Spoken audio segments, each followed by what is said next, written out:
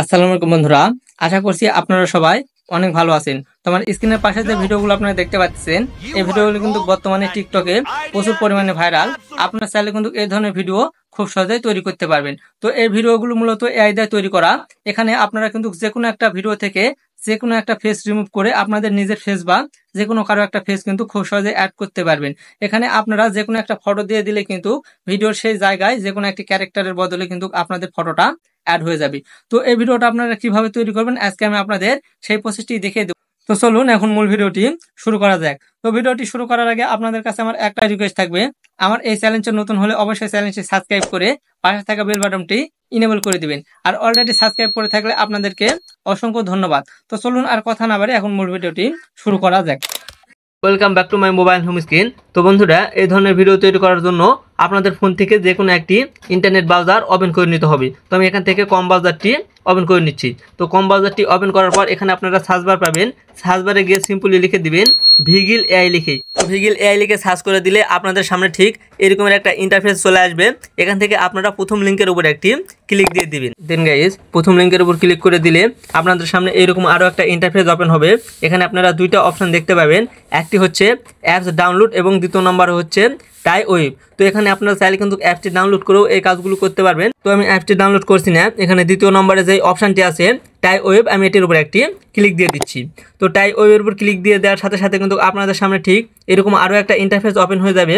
এখানে কিন্তু আপনাদের যে কোনো একটি জিমেল আইডি দিয়ে সাইন আপ করে নিতে হবে। এখানে আপনারা চাইলে কিন্তু টেম্পোরারি জিমেলের মাধ্যমেও সাইন আপ করতে পারেন। তো এটি আপনারা কিভাবে করবেন যদি চান তাহলে আমাকে কমেন্টে জানাবেন, আমি পরবর্তীতে এর উপর আরও একটি ভিডিও নিয়ে আসার চেষ্টা করব। তো যাই হোক বন্ধুরা, এখানে আমি আমার জিমেল আইডি দিয়ে সাইন আপ করে নিচ্ছি।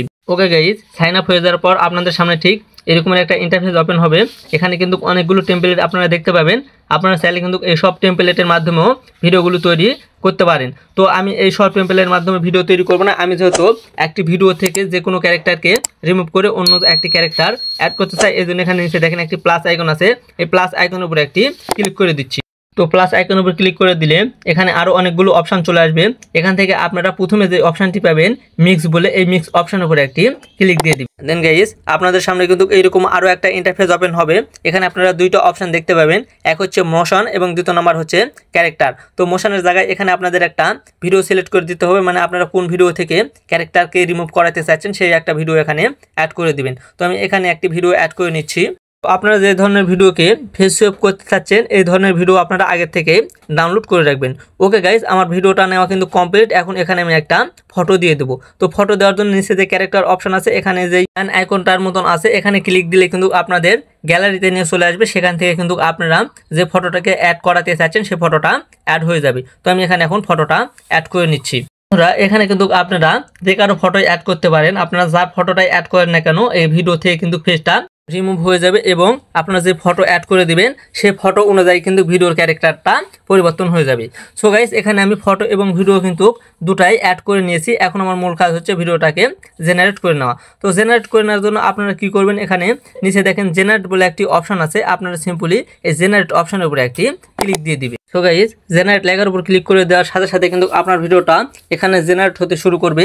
কিছুক্ষণ সময় নিয়ে কিন্তু অটোমেটিকভাবে আপনার ভিডিওটা জেনারেট হয়ে যাবে।